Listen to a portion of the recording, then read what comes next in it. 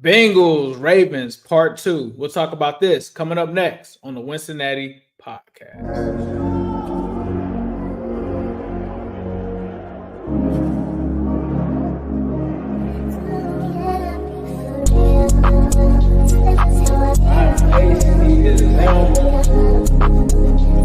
It's an exciting time to be a Bengals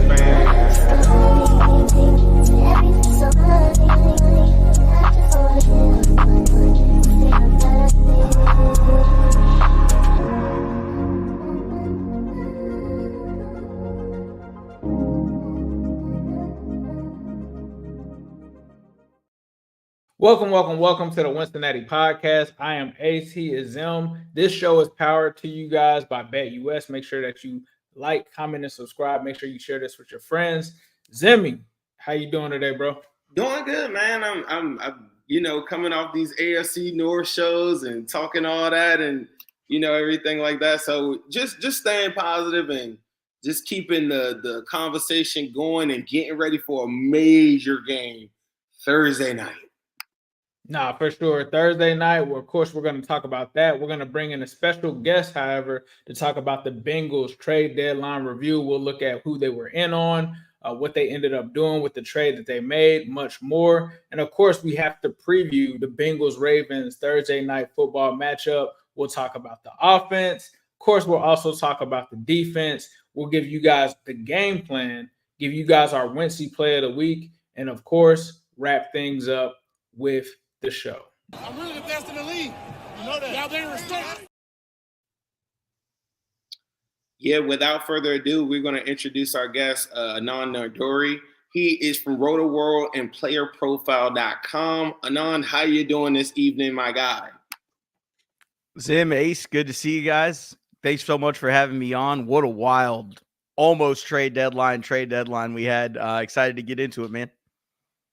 Yes, sir. It was a wild trade deadline. Let me ask you, out of just in general, was there anything that caught you off guard from from the trade deadlines or actual trade that actually happened that just caught you off guard where you're just like, man, I can't believe that happened?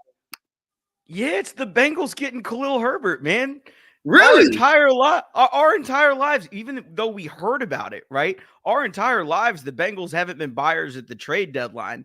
And, fans have been historically upset about that, which is absolutely fair. You're watching teams, you're watching the Bills, the Rams, all of these teams at the trade deadline in the past few years acquire pieces for real Super Bowl runs. And you feel like with Joe Burrow there that you've got a window here. I totally get it. I totally understand why fans were upset that they hadn't tried to use that kind of avenue for talent acquisition before. And it was super interesting that they started the day off with that. That was one of the first deals of the day. And we kind of waited 6 hours for the rest of the trades to come in and hoped that they might have another, but it didn't quite happen. So a lot of people kind of talked about, I know Diana Rossini kind of talked about Bengals are in on a defensive lineman. What were your thoughts on that? Yeah. So, I think they did aggressively pursue D-tackles. But again, it's all cost-based, right? When you're the Bengals, you're playing an unfair game. I'm a Rams fan. Stan Kroenke writes whatever check he wants for any player. And that's just a built-in advantage of being Les Snead and Sean McVay that you have. Whereas the Bengals, fair or unfair, I think it's an unfair game, relatively speaking, because there's a salary cap. But the way that cash flows move in the NFL, I think it's unfair to expect the Bengals to make the moves that, Rams have made in the past. But, to me, I think they really did try at the trade deadline. Diana's report, obviously, that they wanted a defensive tackle. I think they called a couple teams about tackles, a couple teams about linebackers, DBs. But you're also trying to replace talent that is great. Jesse Bates, a great example. You're trying to replace a Jesse Bates with a younger, cheaper player, and your draft picks are pretty much the only way that you can do that. If you're Cincinnati, save for getting like a Mike Hilton from Pittsburgh at a little bit of a discount because the league didn't value nickels like that yet. So it's kind of interesting to see how they've piecemealed the cash flow version of this together. But I was surprised that they started off with a bang and that they were actually buyers this time.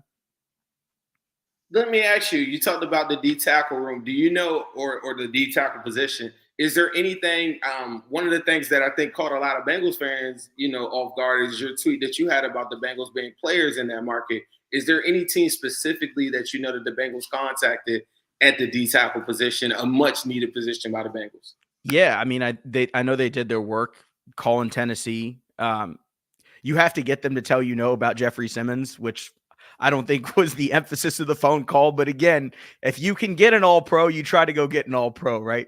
I don't think there was any shot that he would get moved. That's why I tweeted that out.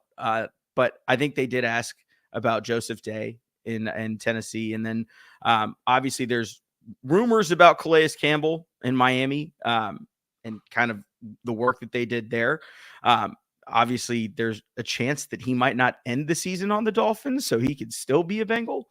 But, they did their due diligence calling around, and I think they were eager to try and make a move, but not overpay. And it was a little bit of a shift from what they had done in the past, which is basically, hey, do you want a 6th or 7th round pick for whatever player is on an expiring contract?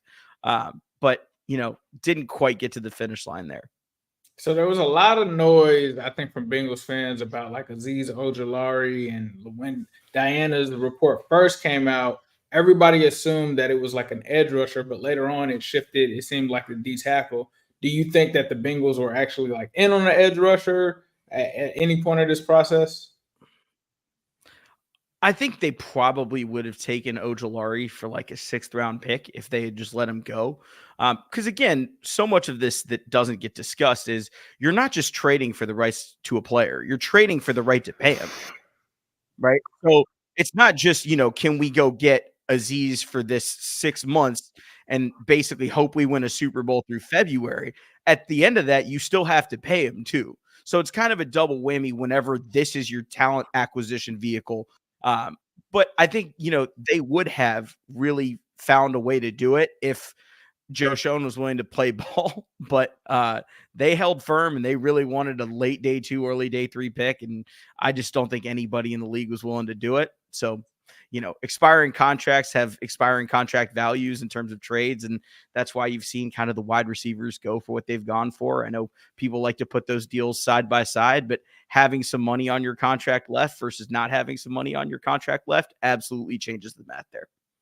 Yeah, that was one of the messages I think I was preaching to the fan base is more so, you're buying the rights to get this guy, but you got to pay that money. And one of the things that I thought made Ojulari kind of intriguing, though, is his agent was Thornton, who was a former, Bengal. And I thought that might have a connection there where they could probably under the table have some conversations about long-term stuff.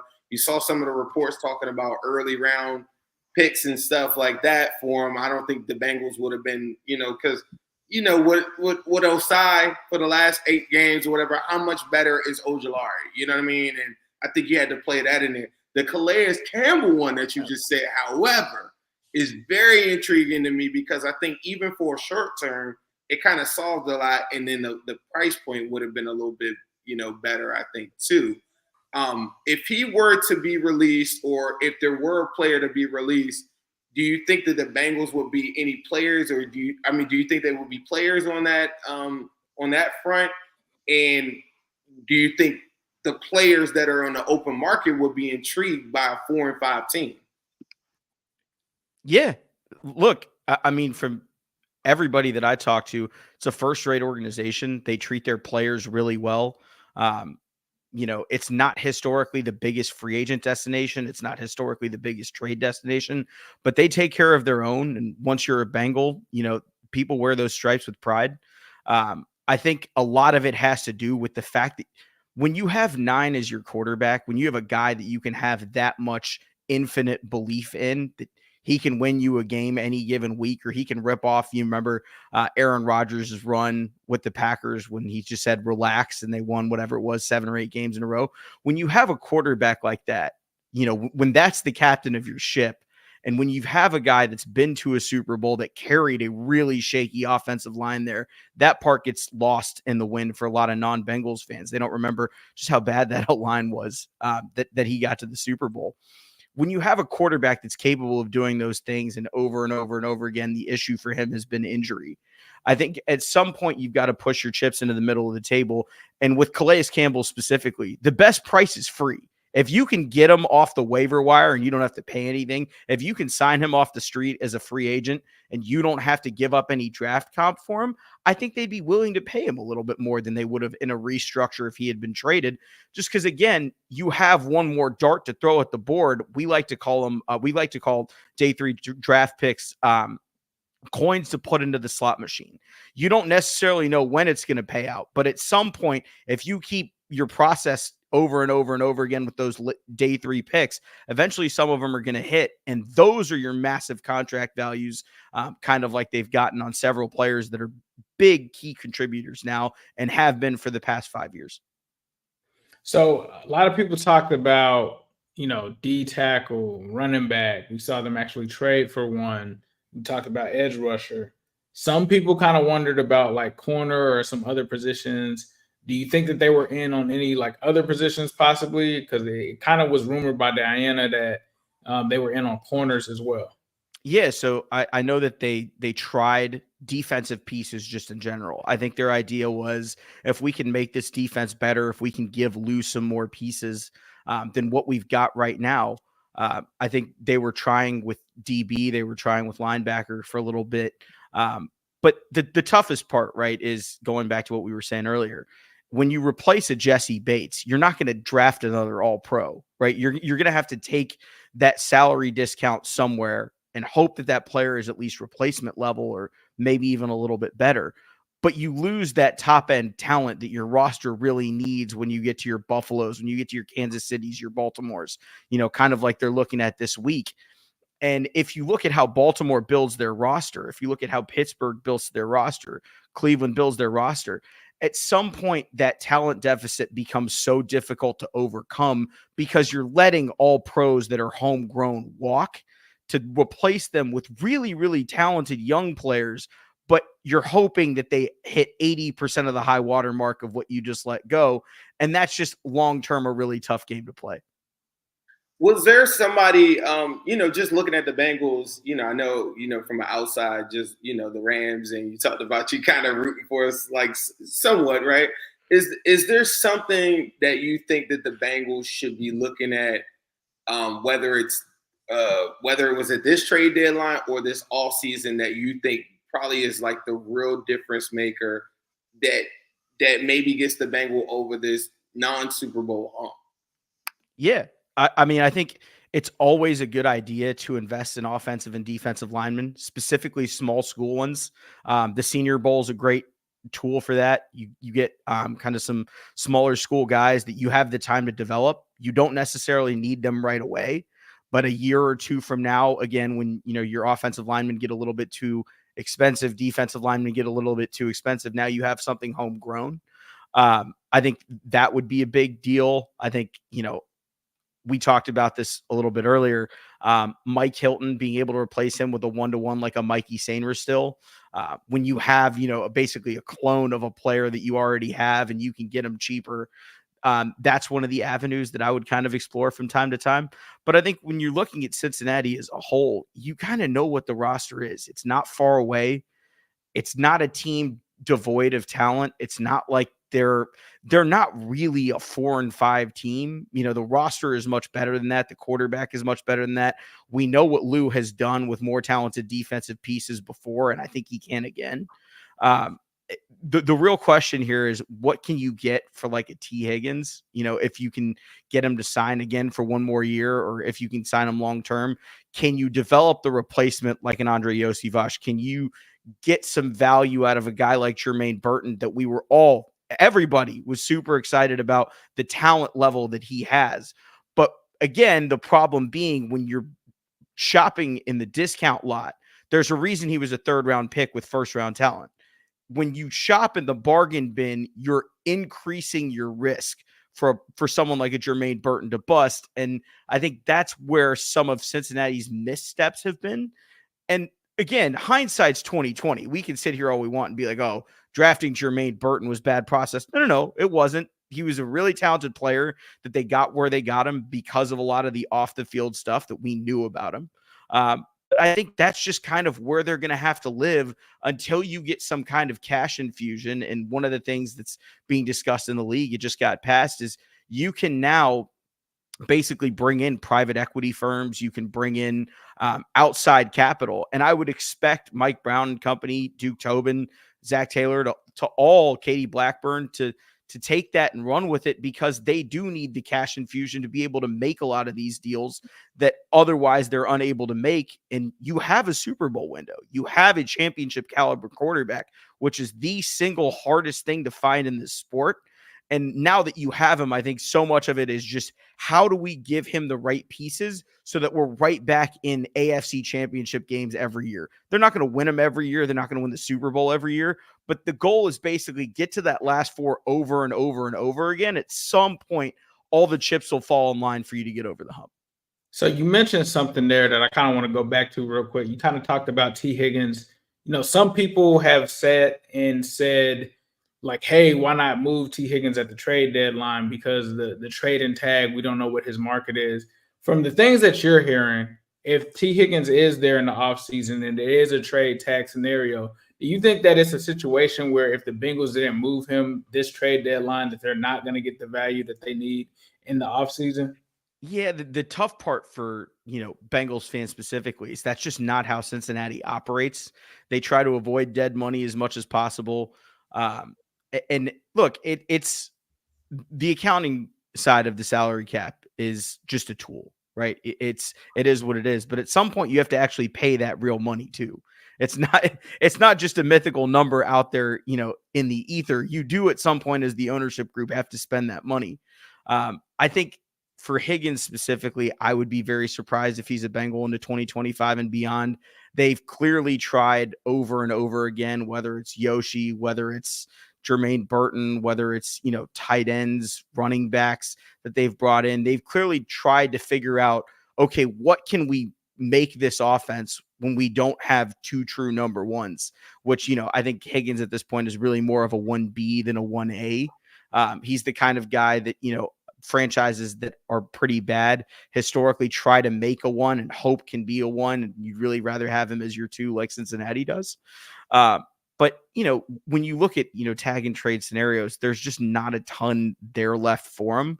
I think he's probably going to just try and test the open market on his own and try to figure out his own deal, as opposed to trying to play on a 1-year tag and then kind of work on a contract after that. Let me ask you this, though. All right, so let go into this for a second. Let's say in a scenario, the Bengals have gone through all of this. I'm glad you said that, right? And I know that that's not normally what they would do. Don't you think it would be crazy for them to do all of this? Don't trade at the deadline or whatever. Say he does continue to play for the rest of the season, right? Like he doesn't play this tomorrow on Thursday, but he ends up getting like 900 to 1,000 yards. Watching all of these other older wide receivers at 30 years old get 3rd and 4th round picks. Why would the Bengals allow this dude to just walk right out of the building when they could execute a tag and trade and get the value of him right now in the 2025 season and not wait for a 3rd round compensatory? So my opinion was always with Higgins, if you're going to keep him, then you need to push your chips in for a run for 2 years, where I think last year and this year, and obviously Burrow's injury last year had so much to do with it. I think we look at this scenario very differently if he doesn't get hurt in 2023. But with Higgins specifically, having Chase makes him way more expendable for Cincinnati than he would be for most other teams. It's not like you're giving up your 1. You're not trading DK Metcalf with no one behind him. You're not trading someone, where he is your true X wide receiver. He is your 1. There's no one behind him. But my opinion was always, if you're going to keep him, then you have to extract all the value out of him, because the second that your Super Bowl run is with T. Higgins is over, you're not going to get anything back for him, really. We're at the spot right now where what can you get for him? Well, the next time you can trade him is March of 2025. So that requires renegotiating a contract and either getting him to agree to a sign and trade or getting him to agree to a tag and trade, and then putting something in place with another team, as opposed to he can just sit there and say, yeah, you're not going to tag me again. There's no shot you do it because I won't sign it, and I'll just go to whatever team I want and negotiate whatever deal I want. Yeah. Okay. Let me before you get out of here, Anand, let me actually. I thought that was really good because I hadn't even planned on talking about T. Higgins at all. But let me ask you this too. At playerprofile.com and Roto World or whatever, explain to people that don't know about like what you do there. Like what does that consist of on a daily basis, and what is the ultimate goal from the site? Yeah, so we recently launched a product called Fast Draft. We're launching a DFS product soon. So basically the idea is, everyone here that's listening at some point has drafted a fantasy football team.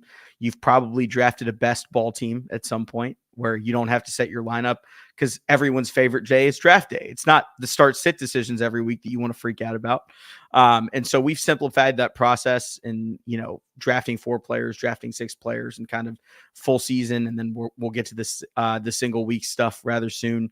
But player profilers side and what we do over there is basically fantasy football metrics. And the goal is basically projecting college players into the NFL. When you play dynasty fantasy football, your goal is to be earlier on the curve than anybody else on players because you can acquire them at a value. And so a lot of that is, your breakout age for wide receivers, your speed score, agility score. How did they run at the combine? What does their breakout age look like? If you're a wide receiver, what does your dominator rating look like? How much of your offense are you responsible for? And a lot of that stuff obviously translates much further than just fantasy football.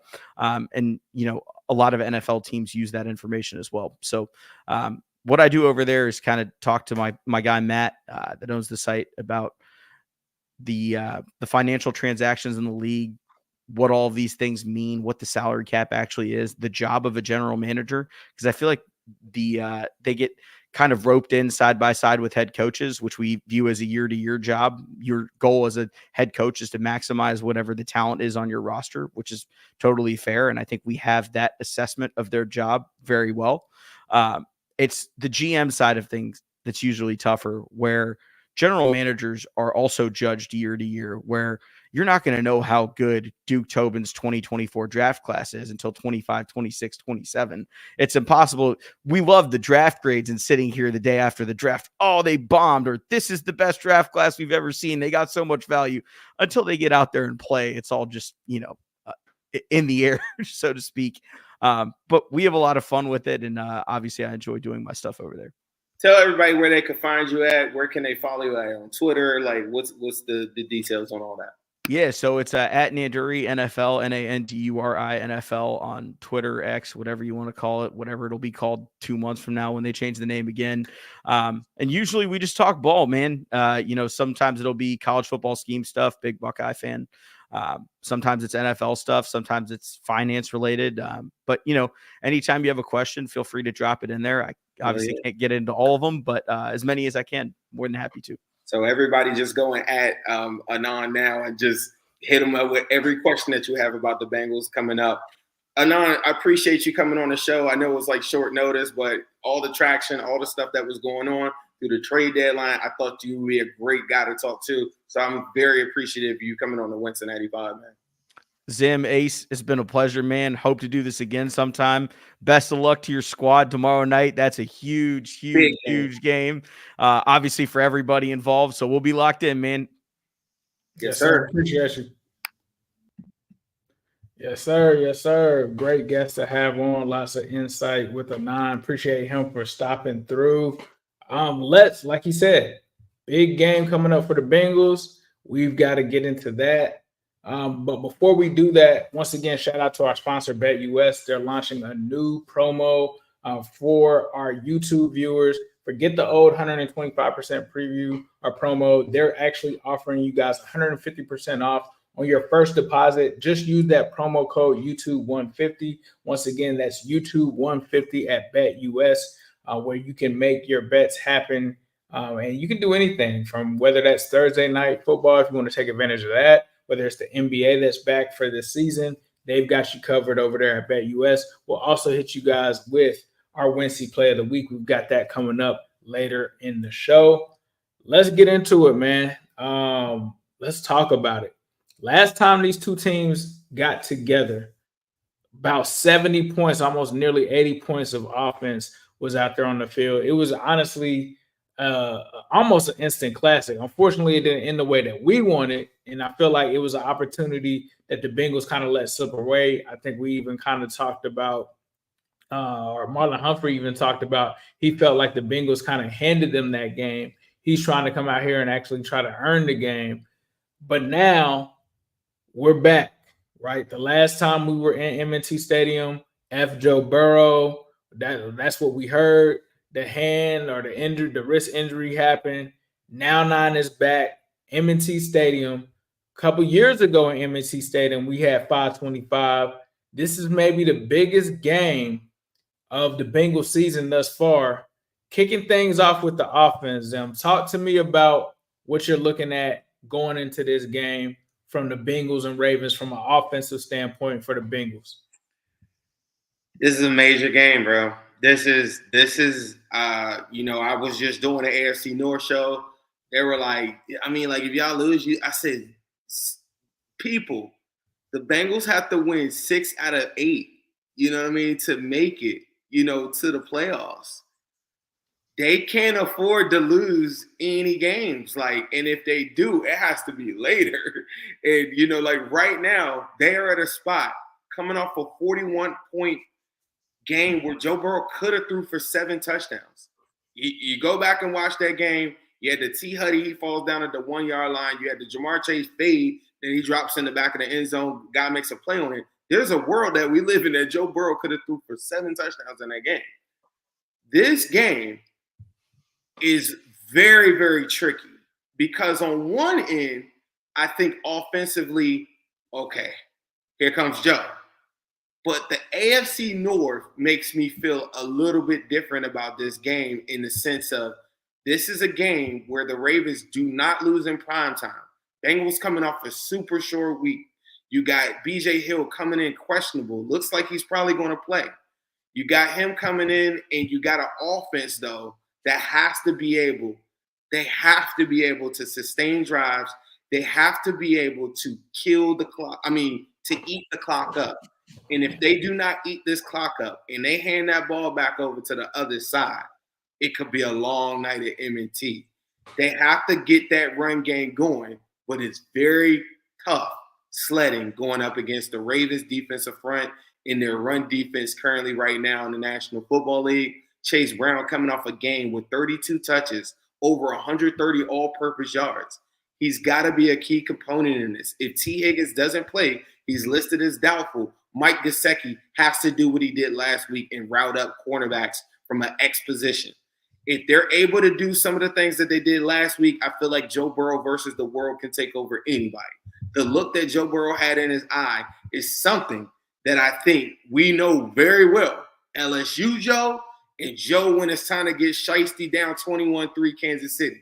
If he could come in there and make the plays in the key moments like he did last week, I know against a lesser than opponent, but that is an opponent that the Ravens did lose to in the Raiders, and the Ravens also lost to the Browns.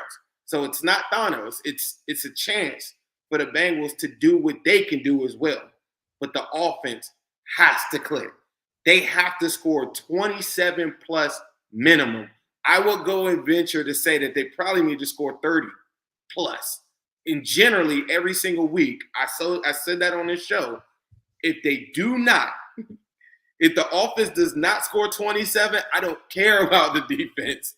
This Bengals team is built currently right now for the offense to cook. If they don't cook, even without T. Higgins, it doesn't matter to me. They are on high pressure alert in a must-win game. The offense must be able to do what it does. No Eric All, prayers up to him for the season. He's out.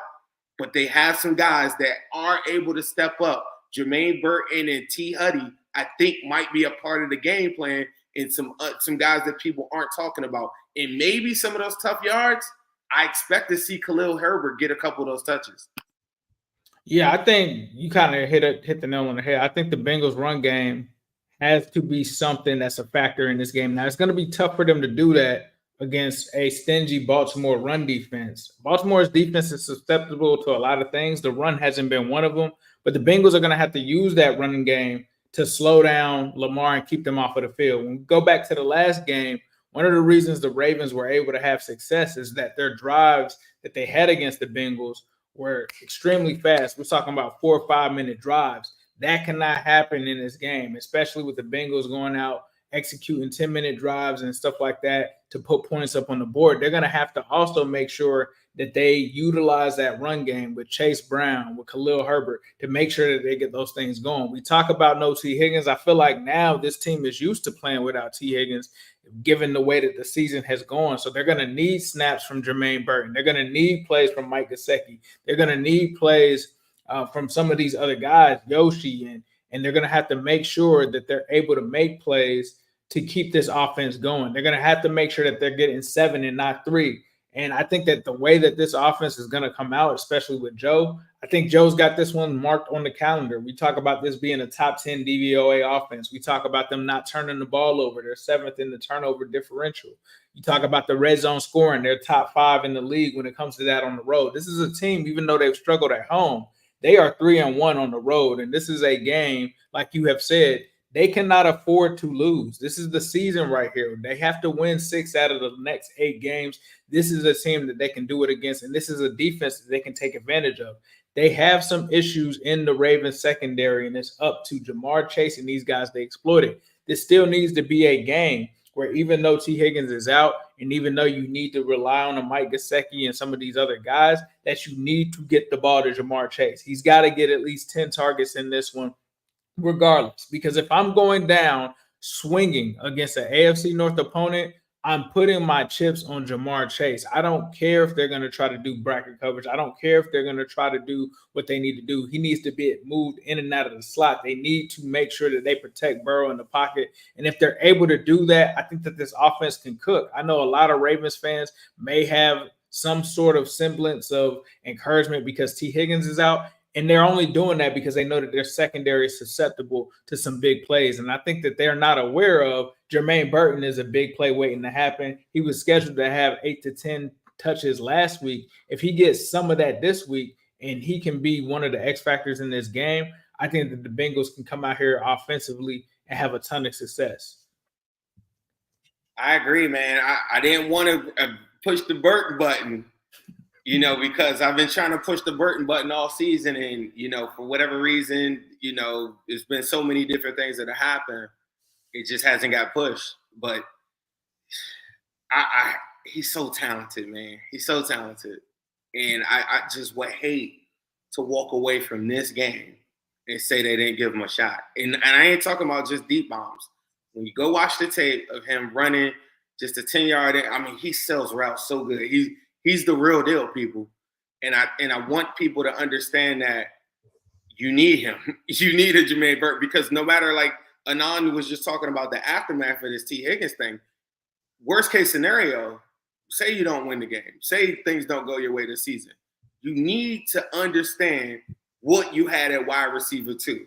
And if you don't, how would you know how we would assess the draft? And then you will come back and say the front office isn't holding their weight. They aren't doing what they're supposed to do. They're not getting the trenches because now we're allocating a high pick at a wide receiver. You got to figure out what you got with this guy right away. And in what better spot? Like you said, 3-1 on the road, big time game. I have seen what you've seen. A lot of people, a lot of what's his name? Keyshawn Johnsons of the world, counting this Bengals team out. And Joe Burrow's playing some of the best football that we've ever seen him play. I just think that that's kind of crazy that they're counting him out after watching the Ravens team lose to the Browns just 2 weeks ago. Yeah, I agree. We'll get into more of the Wincy play of the week next week, but a little bit later in the show. But right now, the spread on this game is a little crazy to me, being that we saw this game going to overtime in Cincinnati, a game that the Bengals could have easily have won. We're talking about a 5-6 point spread here. I I'm not buying that. And like you're talking about a situation to where the Ravens are probably getting 3 at home. I'm not buying it. But before we get into that, we're going to toss it to our sponsors over at Midwest Best Barbecue and come back to you guys and talk about the defense.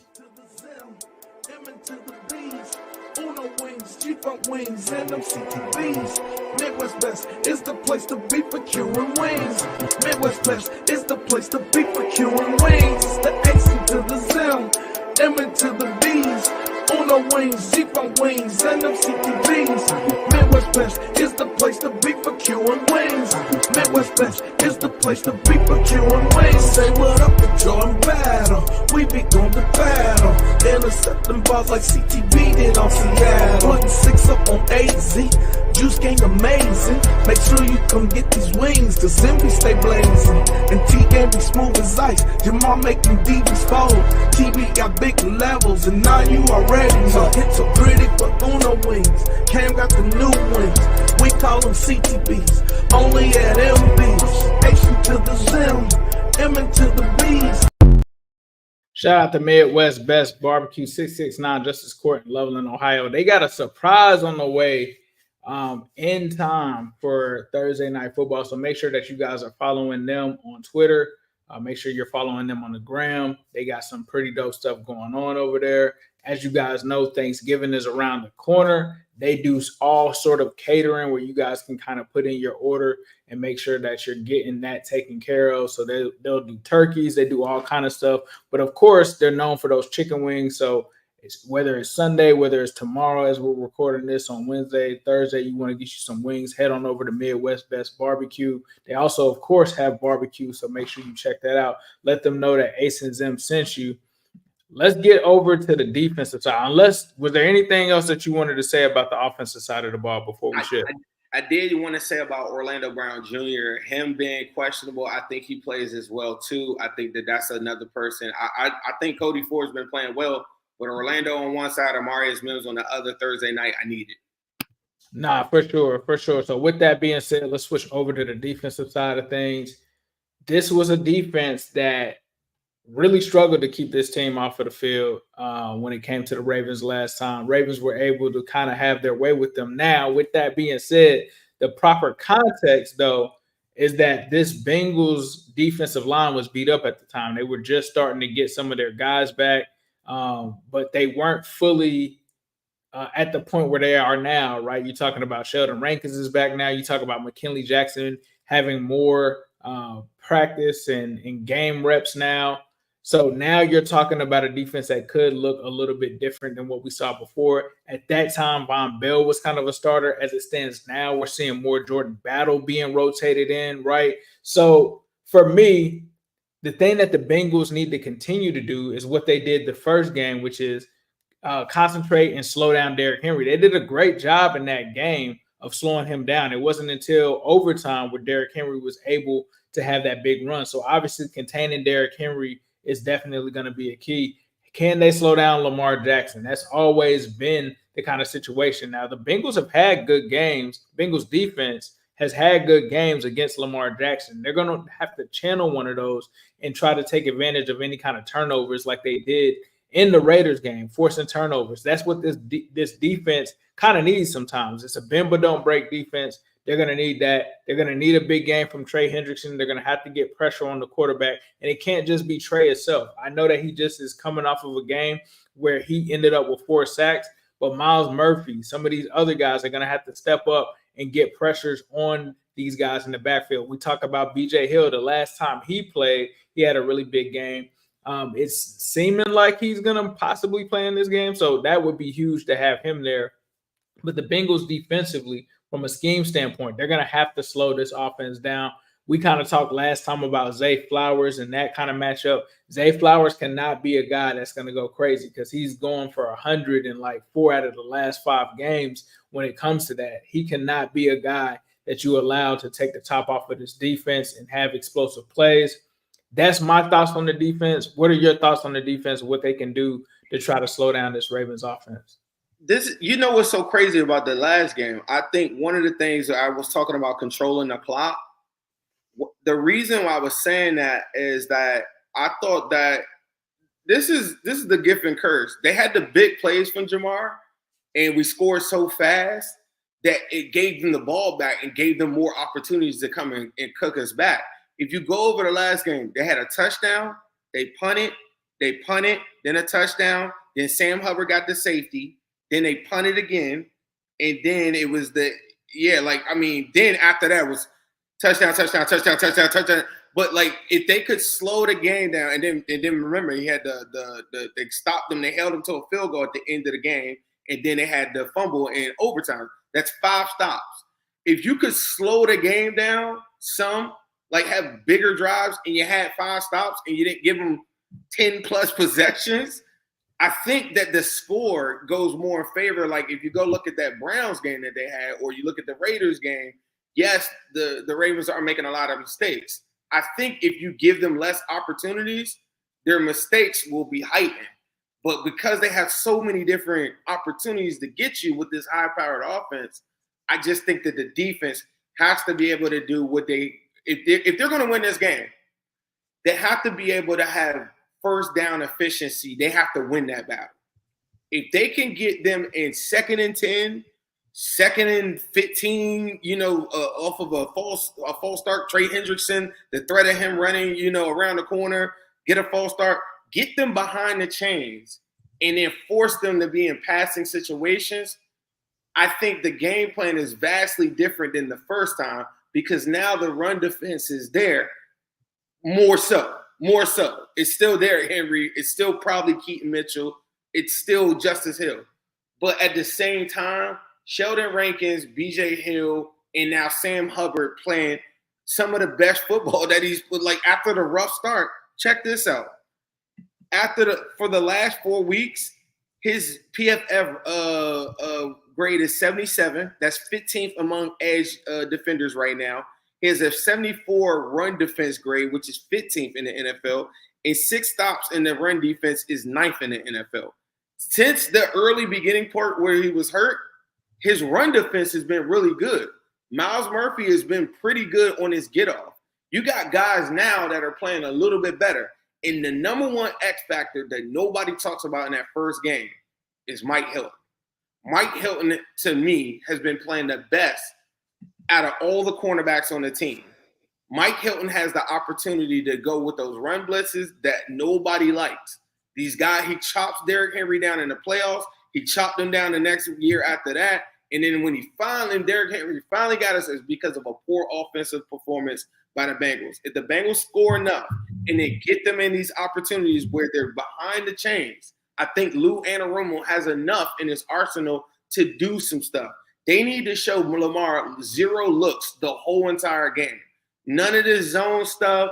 I don't care if the guys are going to come at the line of scrimmage to go get the quarterback or not. He has to show it. And I think the pressure over the last couple of weeks has been a lot better. Trey Hendrickson, for us to be saying that we think he's a candidate for Defensive Player of the Year, I watched the game a couple of weeks ago where T.J. Watt absolutely wrecked the game at the end of the game. I watched T.J. Watt had 3 sacks last week before their bye or whatever. Trey Hendrickson, just like we talk about Joe Burrow in key spots, you can't be Defensive Player of the Year. We can't have the bragging rights that we want. Even if he has 1 sack, it has to be when it counts the most. Big players make plays at big times. He cannot get blanked. He cannot get like how Patrick McCarry blocked him that last year, and then how Stanley had his way with him this year. He cannot be that. He had 4 sacks last week. He must go crazy in this game and make his presence felt in this game. If he does that, I think that that's something that we haven't been able to do to Lamar as of late. If they can do that, then I think that it puts him in an odd position. And Lou Anarumo has to call one of his games, the signature games that he's done to Pat Mahomes, the signature games that he's done to Josh Allen that have put us in these spots. Now that you have more stability at the safety position with Jordan Battle, I think, remember last game, Charlie Kolar was the guy that had the big 55-yard play. Isaiah Likely is not playing. Battle has to go and take the challenge on to Mark Andrews the same way he just did with Brock Bowers. If he can do that, you have to double up on Zay Flowers, who is on a tear. I watched these idiots from the Broncos last week not put the best cornerback on Zay Flowers in the first half of this football game and go zone. That was stupid. You need to go and allocate Cam Taylor-Britt and company, DJ Turner and company, give them help the entire first half and force the other positions, the Mark Andrews and other guys like that and Rashad Bateman to be the guys. Do not allow Zay Flowers to run free in this game. Make sure that you lock that down because you have to allocate the extra guy and run support with Mike Hilton and company. So it has to be single coverage on the back end. You can't have it your way. Lamar Jackson leads the National Football League in most wide open throws at a 32% rate. He's going to get open throws. You have to be able to weather the storm. And unlike a lot of these other teams that they play, shiesty has to be shiesty. Nah, for sure. I completely agree with you. That's going to take us to our Wincy Player of the Week. Let me get this queued up. You kind of talked about Trey Hendrickson there. I'm looking at some props right now where Trey Hendrickson over under a half a sack for Trey Hendrickson is sitting right here at plus 114 right now. That seems like that might be good money. So we've got that one. Let me talk through some other props. You also have Joe Burrow over 1.5 touchdowns here in terms of passing touchdowns. You got Chase Brown here over 58.5 rushing yards. Lamar Jackson over 48.5 rushing yards. Derrick Henry over or under 92.5 rushing yards. I don't know if there's anything else that you wanted to take a look at. Is there something that you like from there? Because I really like the Trey Hendrickson over a half a sack here. The value of plus 114 is kind of crazy. What's the Mike Gesicki yards?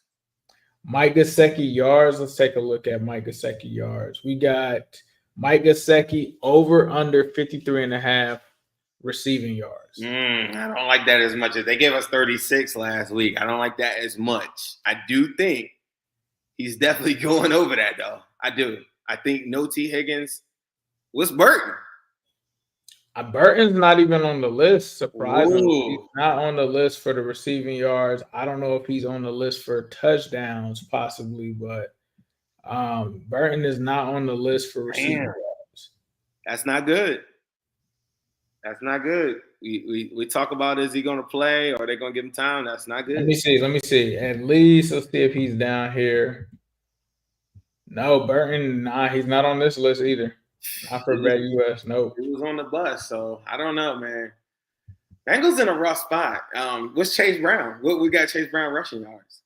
Chase Brown rushing yards was 58.5. I'll take that. So I'm gonna take over on that. I think I'm gonna parlay that with so you take that one. I'm gonna take the Trey Hendrickson over a half a sack. So I'm gonna parlay those two together. He's gotta have a good game. I'm gonna parlay those two together, Bengals fans. So that's gonna give us plus 301 for those at home that don't know. That means for every $100 you bet, you get 301 off of that. So let's go ahead and put 100 on this, man, to return to 402. We're gonna put 100 ball on that. Shout out to BETUS. Like you can see, we just went ahead and made that bet. Yes, sir. Can I say this too for the purple people that aren't educated on this topic? Joe Burrow threw for 5 touchdowns last week. None of them went to Jamar Chase. T. Higgins did not play. Just want to make that very clear that Joe Burrow doesn't have to have who you think to be locked in like he's been. He is on a tear right now. Yeah, and I would argue that Mike Gesicki is a guy that they're not familiar with. Like, I don't know if they're familiar with Mike Gesicki. I don't know if they're familiar with Jermaine Burton. Like, of course, they're used to Jamar Chase and T. Higgins. I don't know if they're used to a Chase Brown.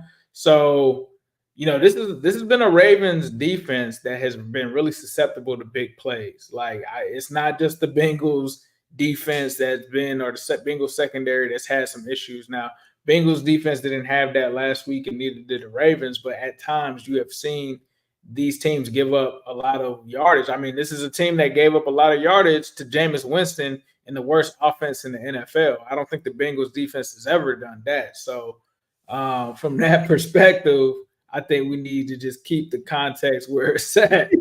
I was about to say, we could get in our Gardner Minshew bag if you want, but I mean, it's up to them. So. All right. This is Joe Burrow. before we get out of here, give me the game plan about what the Bengals can do to come out of here and get a victory. Protect 9. Amarius Mims, Orlando Brown and company got to protect.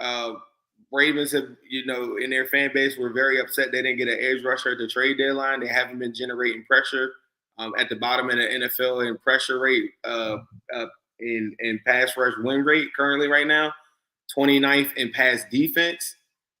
The Bengals have to hold them upright, and if they do, and they give them the time, and they give Joe Burrow the time that Jameis Winston was allocated, getting 4 and 5 seconds, moving around in the pocket.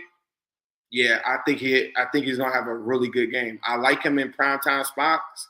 I like him in those things in those spots. I think Mike Hilton defensively in the last 3 weeks, I feel like it's been on a tear. If he can come in there and give the run support that he's been given in most of these games, I think that they can take a guy out of the box that they were showing them in the last game with no Sheldon Rankins. Speaking of Sheldon Rankins, he's got to show up. He's got to be a factor. Chris Jenkins, got to be a factor. It really starts up front on both sides of the ball in this game. On the back end, it's going to be some big plays. But up front, they got to show up. These guys are now 3-4 weeks healthy coming back. BJ Hill's now is banged up, but if he suits up, we're ready to go, right? So we're removed from all of the injury woes from the beginning of the season. It's now time for these guys to put up or shut up front, and that's offensive and defensively. I don't want to see a drive where Burrow has a chance to go and win or go tied up or come back and watch somebody get beat up front. Amarius Mims has to put on a show. Orlando Brown and company have to put on a show. Everybody up front protect, and Joe Burrow will do the rest. Yeah, I think protect the football. That's number one. Make sure that you win the turnover battle against this team. Make sure that you try to get up on them and take the crowd out of this. This is going to be a Baltimore crowd that's definitely going to be loud at home. But this has been a place where Joe Burrow has had success before. We talk about 525. A lot of Ravens fans don't want to talk about that. They want to talk about the Lamar matchup against Joe Burrow. What they don't want to talk about is Joe Burrow's success against the Ravens. This is not a team that was like the Cleveland Browns when it came to him, where Joe Burrow is just trying to get his first win against them. He's got playoff wins against the Ravens. When we talk about the penalty metrics, Bengals have to play mistake-free football when they go into this game and make sure that they take advantage of the explosive plays. This is an explosive Ravens offense that is the number one most explosive team in the NFL, with 14.7% of their plays being explosive. Bengals are playing it at 9%. However, from a defensive perspective, you got to limit those explosive plays, those explosive runs from Derrick Henry and this offense of Zay Flowers and some of these other guys that can make plays, Lamar Jackson included, that can be game-changing plays. So they've got to limit those, and then they also have to convert on their own plays, whether that's to Uno, whether that's Chase Brown, whether that's Jermaine Burton. The Bengals have to take advantage of those. I think also in the red zone, you have got to convert. It cannot be settling for any field goals. It cannot be playing timid. It cannot be playing to not lose the game. You have to play to win. And if that's going forward on fourth downs and stuff like that, depending on what the game tempo is, you've got to do it. You've got to make those decisions to put yourself in a position to try to win this game. And if the Bengals can do that, they can come out of here with a victory. I think, like Zim also mentioned, protecting Joe Burrow is paramount. That's the foundation of the offense. And also from a run blocking standpoint, open some lanes for the running backs. We saw them do that last week.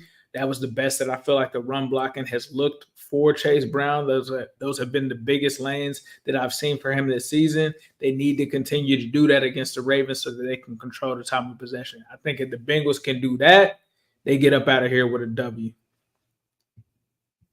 I'm with you, man. I think I'm not as optimistic without T. Higgins, being honest. I think you need a T. Higgins to maximize. I'll be telling you, I think the Bengals are going to drop 40. I think they're capable of it on this defense, but I will feel way more confident. I generally don't ever pick against the Bengals, and I'm not going to do that now. But there are a lot of different caveats to the Bengals winning this game. I will say that. Nah, for sure. Well, thank you guys so much for tuning in. This has been the Wincinnati Podcast. I'm Ace, he's Zim. Make sure that you guys follow, like, comment, and subscribe. Also follow us on Twitter at ZimHude, at New Stripe City. Wincinnati Podcast is live every Monday and Wednesday, 8 p.m. Eastern Standard Time. Zim, was there anything that you want to say before we get out of here? Keep on rocking in the free world. It's Houday, baby. Houday.